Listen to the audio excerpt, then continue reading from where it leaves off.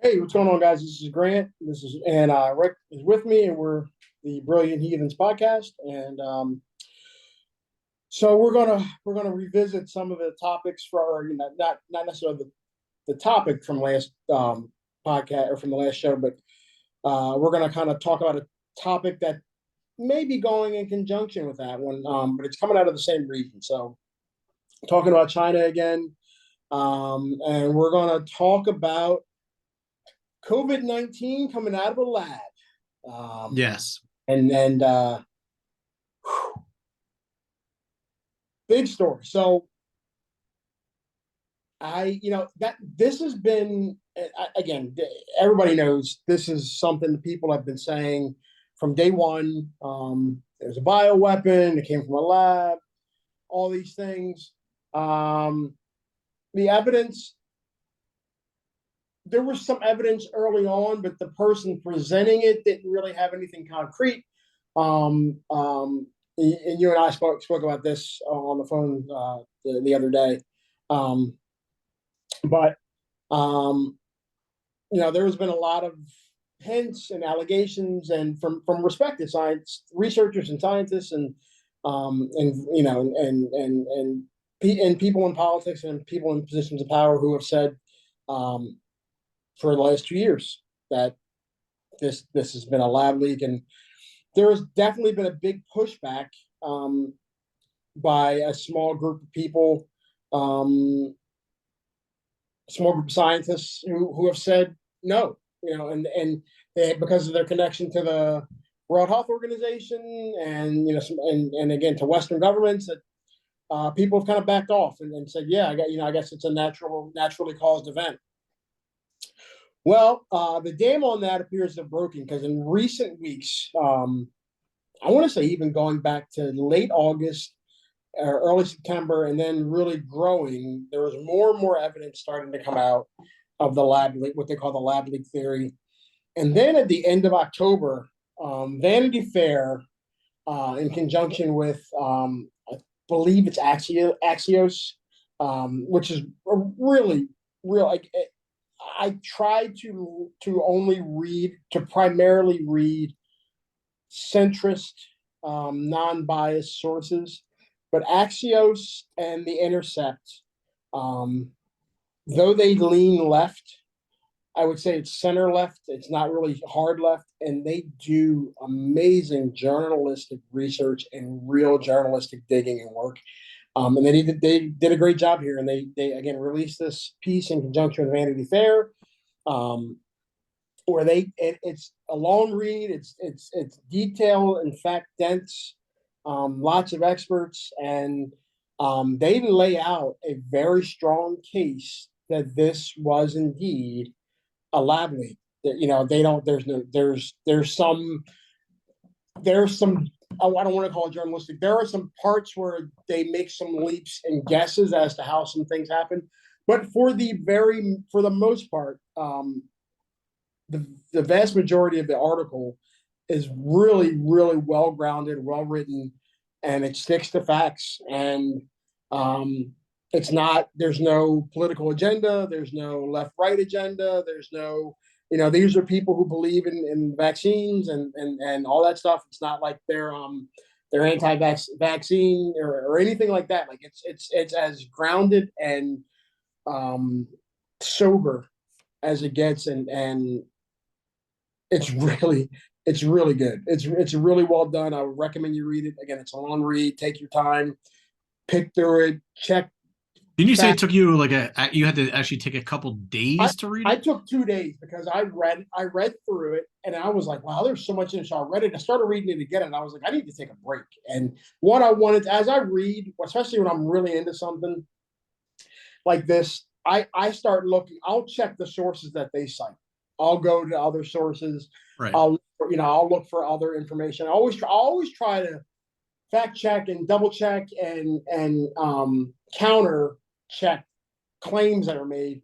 Because it's had so much other stuff in it, it took me a while, and I took a break, and I went back to it, and I mean it's really, really well done. It's really well done. And there's some stuff, and I don't want to get too far in the weeds. So, but there's some really fascinating stuff that they did. There was a gentleman, and I forget his name. I read this a little while back. And before I even go any further, the reason I'm even bringing that up is that was written, like I said, I read it probably the first week of November. It was written, I want to say October 27th, 29th, somewhere in there. And I read it like that first week of November. And then the week of Thanksgiving, or maybe the weekend before Thanksgiving, one of the British tabloids, I think it was the Telegraph, it might have been a different one, but one of the, or maybe it was the Daily Mirror, one of those tabloids, published. It's actually a really well done article, and it's not general tabloid junk, and it's proof. I think they leaked some emails or some evidence that showed that the doctors, the scientists based in the UK, that also have these connections and affiliations with the World Health Organization, that pretty much were the ones behind squashing the lab leak theory, who basically shot it down and said, no more of this. It's not true. It's, they were communicating with each other, and they plotted to stamp out all other options other than, unless you were saying it was a naturally occurring virus. Right. They targeted you, went after you, and it was like a coordinated effort to go after anybody who was saying this could have come from a lab. So that's what made people back off. So that came out, and I revisited the Vanity Fair thing, and it's like, yeah, this is, I've always been kind of, okay, I hear you on the naturally occurring, and I'm a very much a data driven person. So until you give me data that shows otherwise, I'll go with it. But now that there's data, I had a hard time believing it was natural to begin with, and I don't believe this is a natural leak. I believe it's a lab leak, and there's a lot to this. There's so much depth to the story, and I'm just going to give the really, really short and dirty version. And again, go back and read it, and go read all these other things on your own if you're watching this. But the short and dirty is. Wait, real quick, I want to jump in. So, and and even the platform YouTube was blocking people from having that theory. I'll give props to his name's Dr. Chris Mortensen. He's a virologist. Early on in the whole COVID thing, he was getting some information out of China from people doctors and stuff he knew there, but he was looking at the virology part of it and was saying, like, this doesn't look right. And he started to go down that rabbit hole. And as he started saying it, then they basically started taking down his videos, giving him strikes. They were, you couldn't, like, he would have like I think they were up to like day like 60 or 70, where he was just having like new information every day, and they were shadow banning him. Like, it was insane. And then that's when they went to, you couldn't say COVID anymore. You had to say like 19, or you had to use different language because you get shadow banned that way. And I mean, don't get me wrong, this might get shadow banned just for saying that, but that's unfortunately with the algorithms and everything else. It's like people wonder why. Like, I mean, we had a whole show on conspiracy theories, but I mean, it's a shame when people do have good information and they're trying to show their case, and they get rug pulled and shot down and then deplatformed and everything else. Yeah. This story has massive implications all over the place, and the social aspects. When you talk about conspiracy theories, that's only one, but that's a huge, that this could have a huge impact on that. And I want to come back to that. But let's talk about and I'll need you to send me the links. We'll post the links of the articles down below, so you can actually start to read it yourself. Yeah, I'll send those to you when we finish this up. So what came out even early on, and Chris Mortensen might have been one of the people I talked about this. I know I've heard this on YouTube and I've read this before. The the idea that's why there was a big pushback on even if the virus came from China, because the first patients weren't necessarily from Wuhan. So that Wuhan market has existed forever. It's been a wet market forever. But nobody could understand how a virus, especially one like this, had jumped from dead meat that was being used for food. It's probably kept in, even if it wasn't kept frozen, it was, people had handled it prior to it going to other hands. And I think none of the handlers, none of the people selling the meat got sick. It was people who purchased it. And most of the people who got sick actually either didn't live in Wuhan or were only visiting the market. And most of the clusters were like around the general city area, not necessarily like where the wet market was. And it was like, okay, this is weird. Like there should be a cluster of cases. If this is the epicenter where it started, there should be a massive cluster of cases that come out of here. And they weren't seeing that. And they're like, something's off here. That doesn't make sense. Just in terms of vectoring, virus vectoring, right? How a virus travels, how it goes from person. It goes, if you ever watch the movie Contagion, and how it started with the first person, they had to go about, find who was patient number one.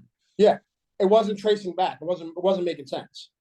And I think one of the early victims was a scientist from that lab, but the lab should have been sealed. And the lab, even though it's the Wuhan lab, it's not actually in Wuhan. It's outside of the city and nowhere near the wet market.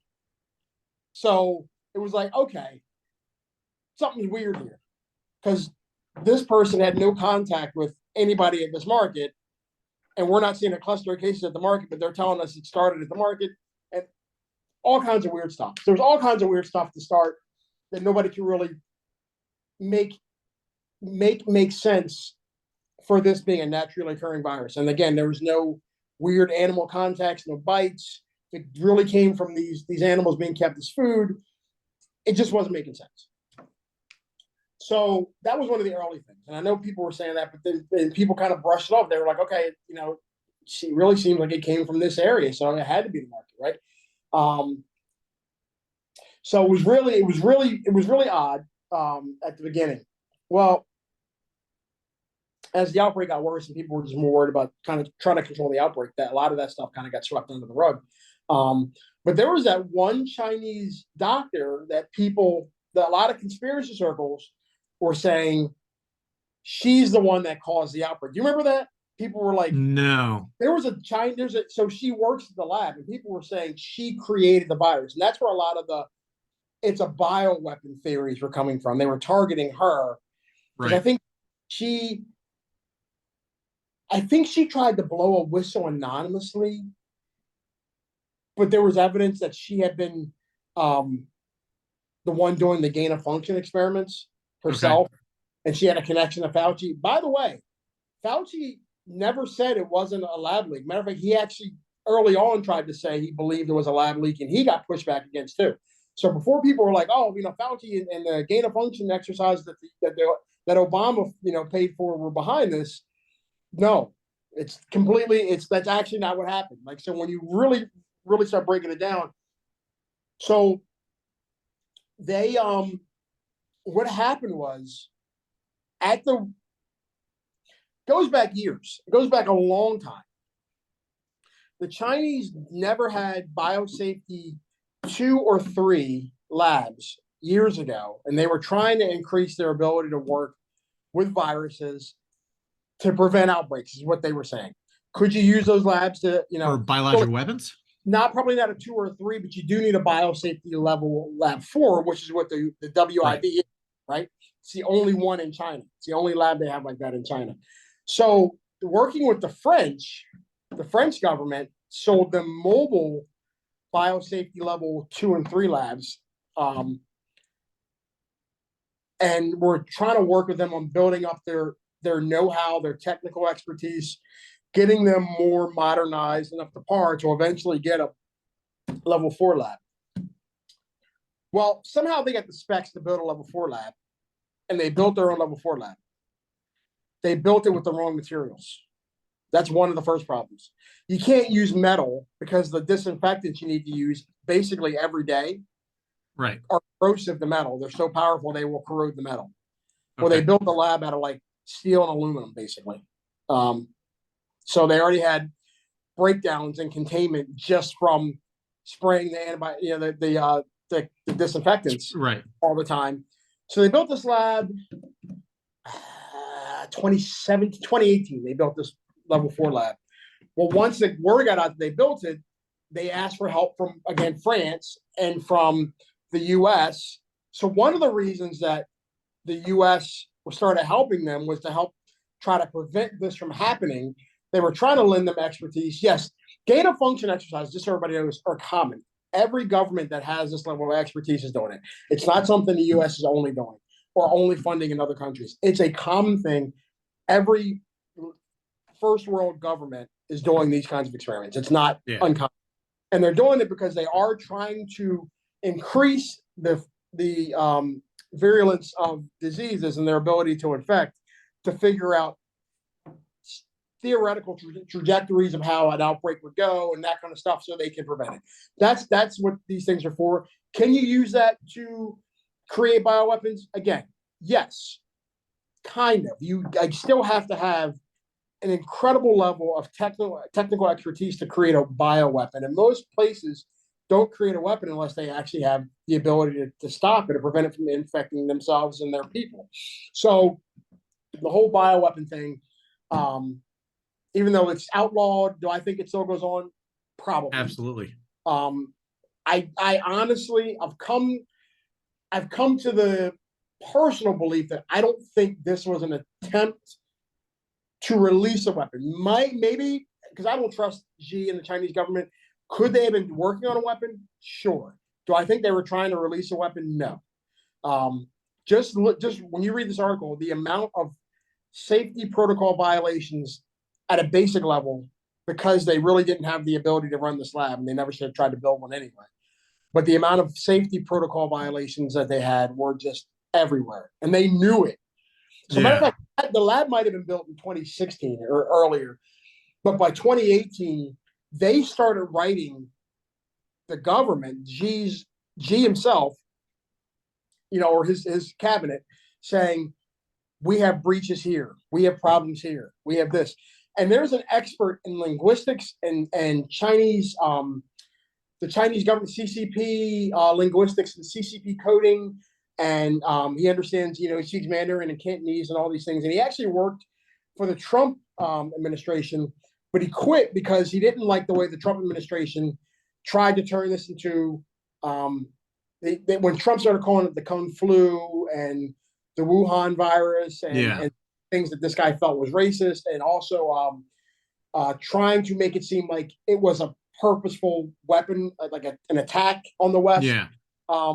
This guy quit the Trump administration and kind of went on his own. But he was an expert that the military of the U.S., the Joint Chiefs, would consult, because he was so good at understanding how to read between the lines of Chinese memos and emails and stuff that we were able to hack into and get. And he was able to read between the lines of what they were really saying. And he was saying, looking at these memos, they had a major incident in 2018 and then another one worse in 2019. But when they tried to tell Xi's government what was going on, people around Xi never let him know, because he was going to visit that lab in 2019. And they were like, if you let him know, he'll kill all of us. Right. So covered it up. They already had breaches at that point. They already were seeing the containment, the lab containment was breaking down because of the material that was built with. They had other breaches. They had scientists who walked out without disinfecting themselves. They had the viruses had escaped the lab already, and it was all accidental. So they had major issues anyway prior to this happening.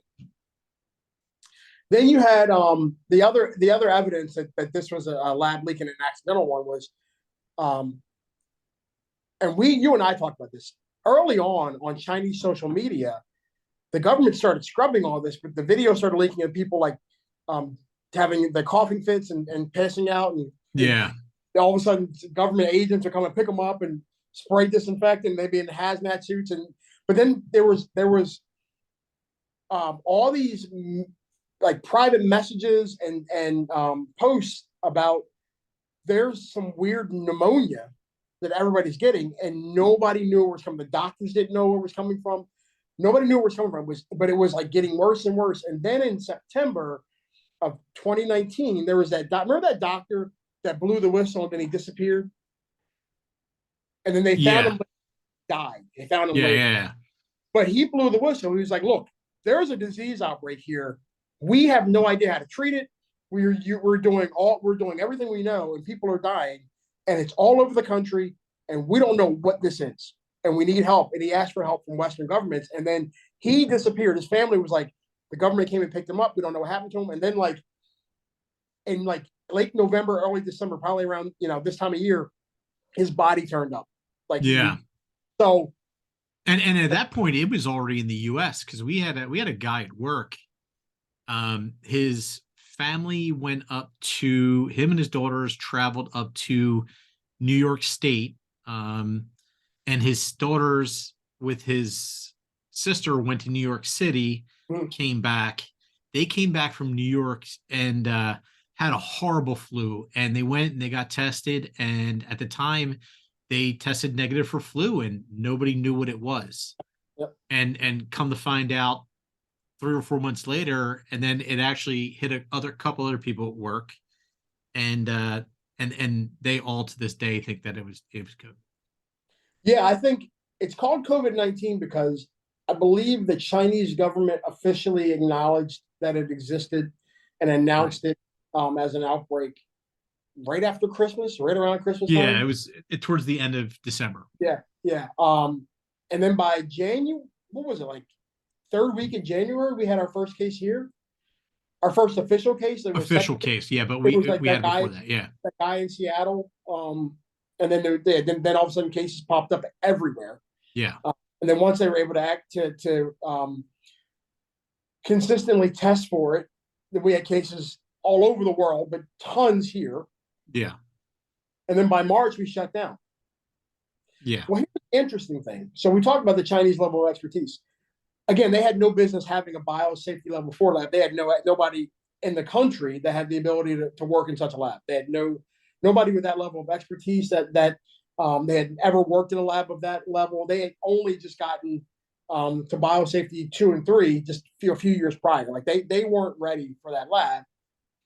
And they definitely weren't anywhere near the thing people don't understand about it. This is why I don't question the vaccination stuff personally. I know people, and I have friends who work in pharmacy and actually in virology at pharmaceutical companies, and I went on a couple of dates with a girl right around the time this was all kind of starting to, it was actually after it was like right, I want to say the summer of 2020, like right after we kind of opened up for a little bit before we shut down again. Right. Went on a couple of dates, and she worked for Pfizer, I think she worked for Pfizer. And she was talking to me about, and I went and read it for myself. mRNA technology has been the holy grail for a long time. They started working on it almost 30 years ago, if not years ago. And they started having, and they had breakthroughs, and big jumps in the ability to work in this technology in like 2013 and then like 2016. And then they had a big jump even in 2019 before this all happened. What's interesting, though, is China was, again, way behind us in all of this stuff. And in terms of mRNA technology, significantly way behind us.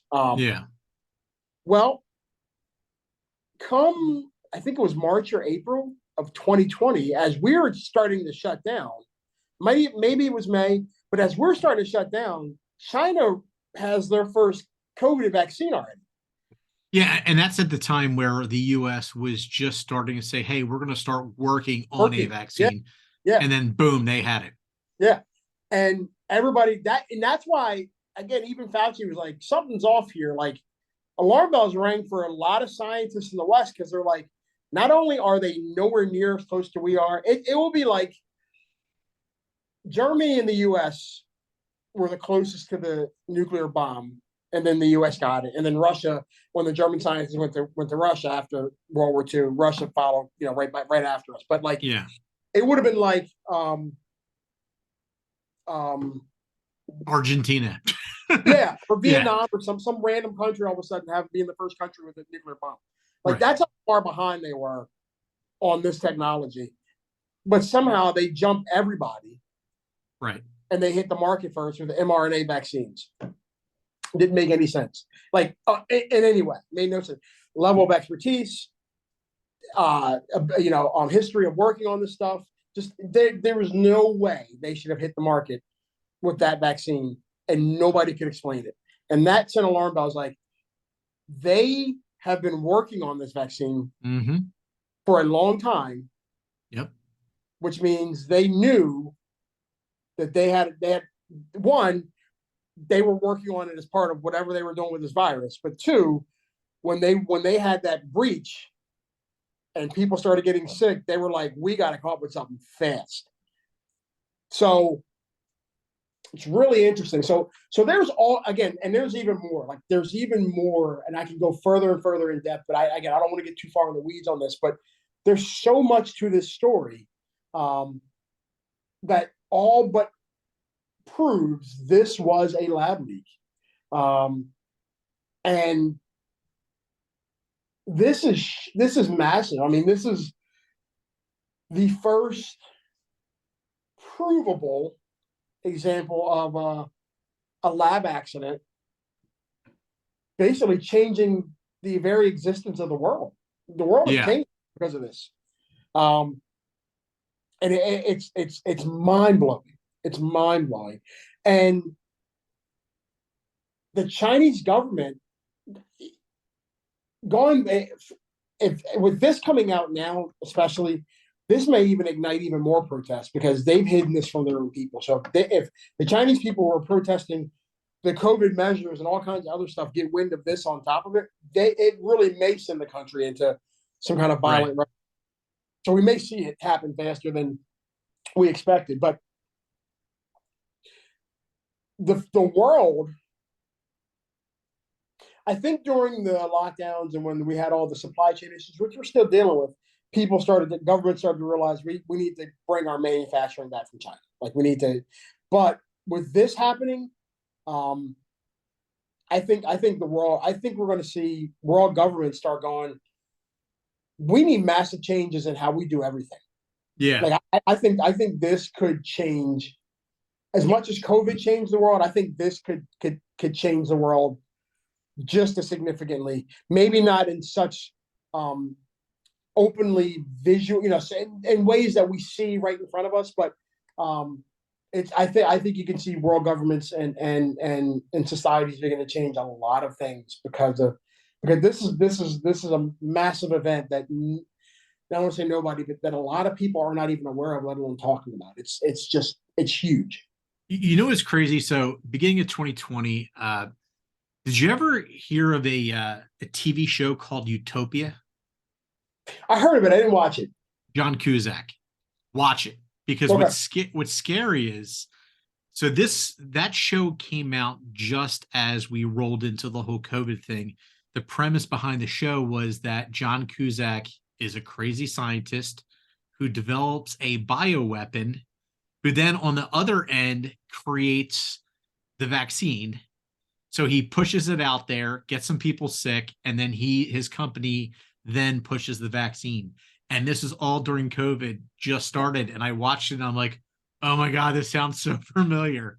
Wow. It's crazy. And the funny thing is, it was a great show and they only had 8 episodes. I was just looking at it now. It was only 8 episodes. And I think it looked like it could have continued on, but they shut it down after that. I wonder if that's why they shut it down. I really think so.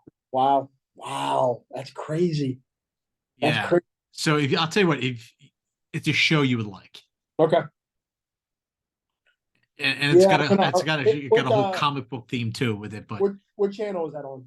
I think it was, let's see, I'm pretty sure it was Prime Utopia. Okay. Yeah, it's Prime Video. Yeah, I'll look for that. I'm gonna look for that. But yeah, man, it's I understand why scientists do what they do, but man, these people got to stop trying to play God, because they're, you know, it takes a bad hour, a bad actor. It takes Mhm. a madman who gets a hold of something like this. Um, I mean, that's basically like, I mean, maybe going a little extreme here, but The Walking Dead was based off of, was, something that got out of a, a Lab. level 4 lab in Atlanta, and which started all of that, like, but that's a book that I read probably about 12 to 15 years ago, was by Nelson DeMille, and it was called Oh, Plum Island. yeah, yeah, yeah. And it was about it was level 4 lab that's outside of, I think it's like New York slash Boston, whatever, New Hampshire, whatever it is up there.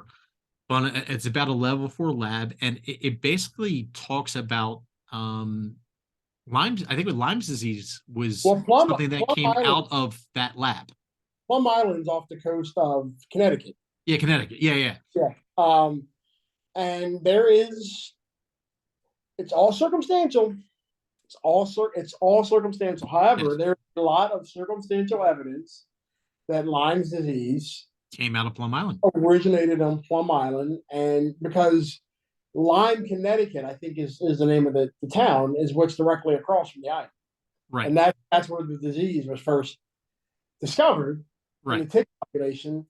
Um, but there were documents that were eventually I want to say either they were leaked, but I believe that it was a FOIA request, Freedom of Information Act request, um, that revealed that they had worked on diseases that sound disturbingly similar to Lyme disease. They were working on those diseases at Plum Island, Hmm. um, and the ticks that they were using as experimental to experiment on uh, escaped. Now, how a tick escapes a level 4 lab, 3 or 4 ticks, I have a Yeah. hard time believing that. Um, Do they just happen to jump on their host, and then fall off when they got and then there. fall off in the woods? Like, I have a hard time believing it. I have a hard yeah. time. It's possible. I doubt they swam across the damn ocean because I mean it's a portion of the Atlantic. I think would have to swim across. Like Yeah. I don't see that happening. Ticks don't fly, thank God. Yeah. um, but yeah, I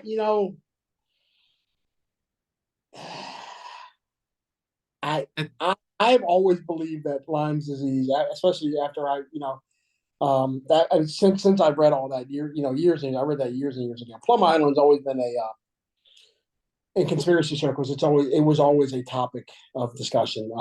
And that lab that was on the island has now been moved to, I want to say, like Kansas or Kentucky, somewhere in the center of it.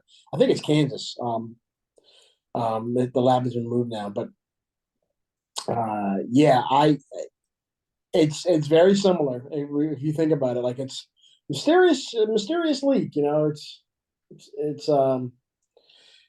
but again, in theory, you don't want to shut that down because if there is a natural outbreak and we've never done anything to prepare for it, and right. people are dying in mass and millions and millions and millions of numbers in the millions, the outcry is going to be, why isn't the government doing anything to stop it? Right. Um, it's tough. It's such a very tight rope to walk. Like it. I don't know what the answer is, but Yeah. Or double-edged sword. Yeah. You can yeah, either save the world or literally kill the whole world. yeah, So, I mean, it's, yeah. Hmm. I mean, then you can go back into the 80s with AIDS and a lot of other crazy diseases. Yeah, I wonder if there will ever be any leaks about any of that stuff. A lot of that stuff, I don't want to get there. Yeah. Because or It there's a goes lot down of a stuff. different road. What's that? It It's a, goes down yeah, a different but road. also Yeah. there's a lot of stuff, and it's scary because it's right down the road from us. I mean, it's right. It's not that far from my job, to be honest. I work in Maryland, but Fort Detrick in Maryland.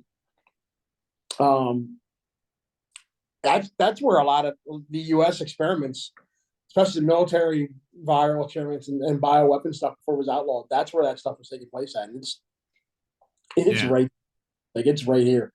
Um, so um, yeah, man, it's and they were working with hemorrhagic viruses and trying to find viruses that to bind with cancer so they could spread cancer as a weapon like the flu. And Yeah. there's again, like that's stuff that came out with FOIA, and it doesn't say that specifically. It says that they're working on recombinants and this and that, and there's scientific terms and everything. People are trying to guesswork why they were combining this virus and that virus and what they were doing, and it's the gain of function stuff. But that was a bioweapons lab, and it's like, all right, what was going on there? Like there was all kinds of, maybe they were working on trying to find a cure for Ebola and a cure for, Marburg and some of the other things, or maybe they were trying to weaponize. You know what I mean? Like we don't know. And again, like I don't want to go, I don't want to, I don't want to go too far down into the weeds on that, but it's tough to say don't do it Right. if ultimately it ends up saving lives. But at the same time, if ultimately it ends up killing lives and killing people in mass, it's like, what are we doing? Like it's hard. This is a very, very Listen, difficult. I'm very much a movie, TV show guy. Like, Yeah. give me 30, not 30 Days a Night. What was the one where it's if you get like a drop of blood, you turn 28 into days later. 28 Days Later. Yes.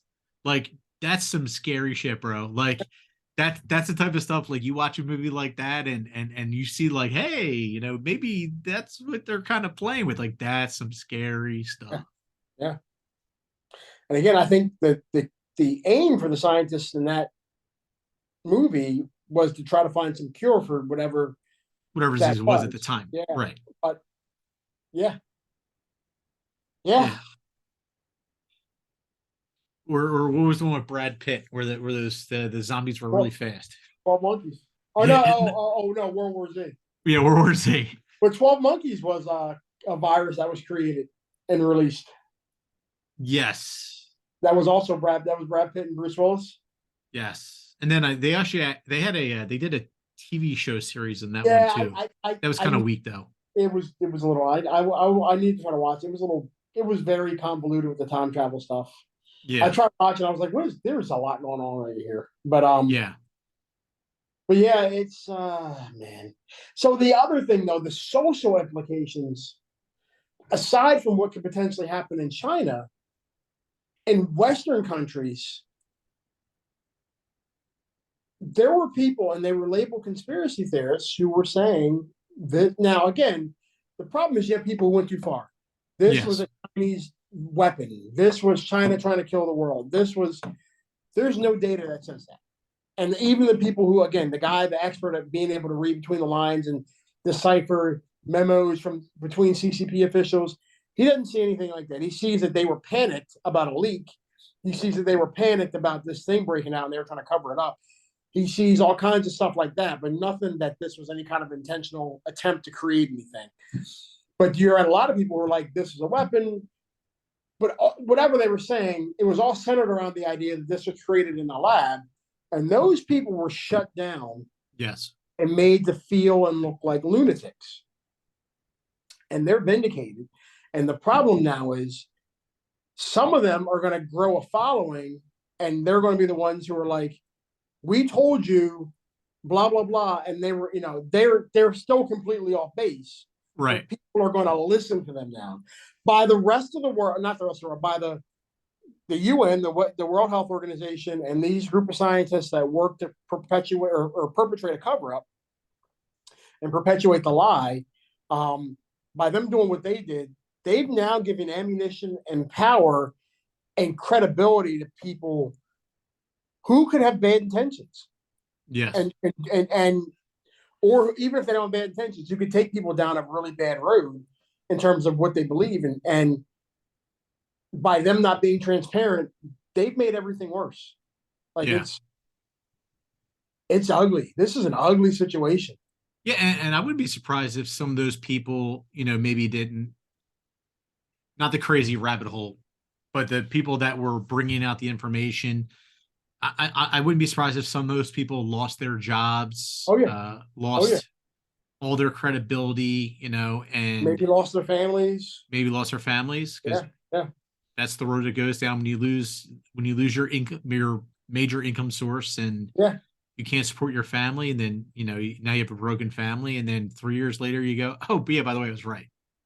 How do you roll back time? Yeah. And you made me look like I was a kook. I couldn't get a job anywhere. Yeah. Right. Like, yeah. What happens? Who do you sue? Like, can you individually sue these scientists that are now caught up in this lie? Can you sue the World Health Organization? Probably not. And I doubt very much you could sue the Chinese government. So You could try. you could try. I mean, yeah, but I mean, and that was sort of my point is, but then also at that time, it was actually Taiwan at the time was having all of their, uh, they were having a lot of mass protests, and then that's when that stuff rolled out was around Taiwan. So that's why it was always almost a perfect storm to let that go. You mean Hong Kong? During that time. You mean Hong Kong? I thought it was Taiwan at the time. Taiwan has Was always it Hong Kong or Taiwan? Taiwan did have a major uprising against shutdowns.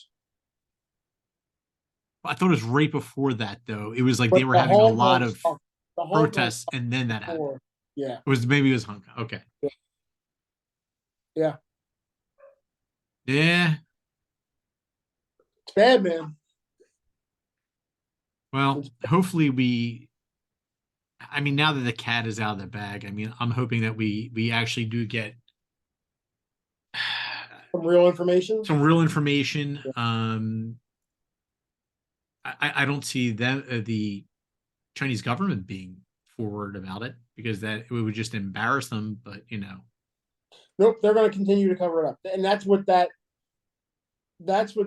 government always does. And then culturally, you have and I think it exists in China, definitely exists in Japan and Russia to a degree, but there's things in that part of the world related to saving face, where even if you've been caught by, like, to acknowledge that you were caught is worse than to continue to lie. So um, I, I don't I don't see them ever ignite unless a there's some kind of uprising. You get a real, different totally regime. new government, and they go, yeah, we're releasing all the secrets of the old communist regime.